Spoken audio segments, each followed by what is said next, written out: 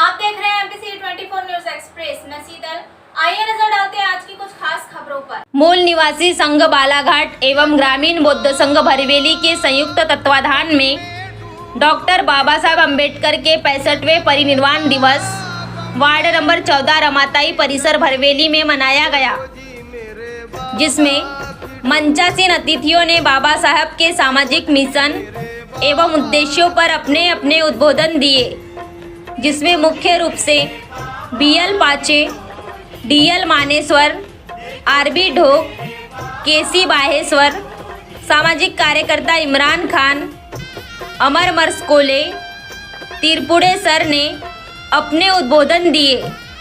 कार्यक्रम का संचालन ग्रामीण बौद्ध संघ के अध्यक्ष मनोज रामटेके द्वारा किया गया। सामाजिक कार्यकर्ता इमरान खान ने बताया कि मानवता के कल्याण के लिए अपना पूरा जीवन समर्पित करने वाले दुनिया के सबसे बड़े लोकतांत्रिक देश भारत के संविधान निर्माता तथा करोड़ों दलितों, शोषितों और वंचितों के मसीहा भारत रत्न परम पूज्य बाबा साहेब डॉक्टर भीमराव अंबेडकर जी 6 दिसंबर 1956 को बाबा साहेब की मृत्यु हुई तो 6 लाख के करीब लोग इकट्ठा थे और रो रहे थे।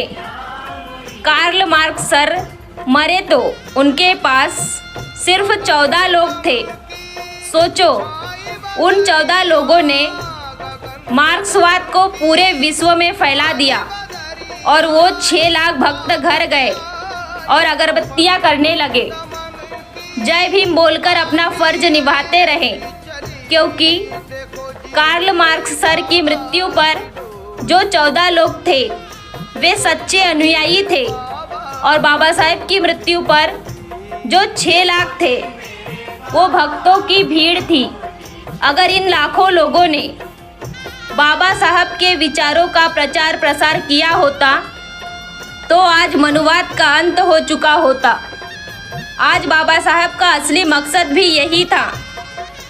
कार्यक्रम पश्चात उपस्थित ग्रामीण एवं बौद्ध संघ भरवेली के सदस्यों द्वारा रमाताई परिसर से बौद्ध विहार भरवेली तक एक कैंडल रैली का भी आयोजन किया गया। ग्रामीण जनों में यह लोग मुख्य रूप से रहे उपस्थित केवल दास वासनिक उपाध्यक्ष, महेंद्र फूलों के सचिव शेख चंद, भाई देवानंद उके, मुस्लिम समाज के अध्यक्ष हाजी सईद पासा, अनीता वाहने, कमला नंदा गौली, रेवती डोंगरे, मोना मेश्राम, मुकुंद मेश्राम, विमल नंदा गौली, भीम वाहने, यशवंत मेश्राम, सुधीर ब्रह्मे, सचिन सोनटके आदि मुख्य रूप से रहे उपस्थित। समर्थक थे जो वो 14 लोग थे जब उनकी मृत्यु हुई और डॉक्टर बाबा साहब अम्बेडकर की मृत्यु हुई तो 6 लाख लोग इकट्ठा थे। तो इमरान भाई यही बताना चाह रहे थे कि वो 14 लोगों ने कार्ल मार्क्स के विचारों को पूरे दुनिया में फैलाया। ये है सच्चे विचारक और सच्चे समर्थक लोग। और 6 लाख लोग जो इकट्ठा हुए हैं तो आज वो बाबा साहब के लिखे हुए संविधान को बचाने के लिए इकट्ठा नहीं हो रहे हैं। पूरा संविधान एक एक उसके अंश को नष्ट किया जा रहा है, लेकिन हम लोग घर में बैठे होते हैं। ये है भाई इमरान भाई के बताने का जो नजरिया था और उद्देश्य था। इसके पश्चात मैं जो है हमारे बीच में उपस्थित भूतपूर्व सरपंच हमारे ग्राम के भाई अमर मरस्कोले जी से निवेदन करूंगा कि बाबा साहब के मिशन और उद्देश्य पर जो है हमें मार्गदर्शन। निर्माता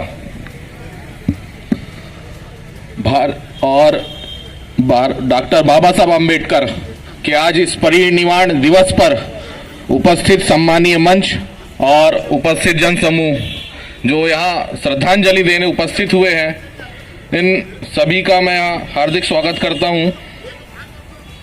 मैं बहुत कम शब्दों में अपनी बात रखूँगा क्योंकि हमसे भी काफ़ी सीनियर लोग यहाँ इकट्ठा हैं और काफ़ी अच्छे अच्छे विचार उन्होंने बाबा साहब को दिए हैं श्रद्धांजलि स्वरूप।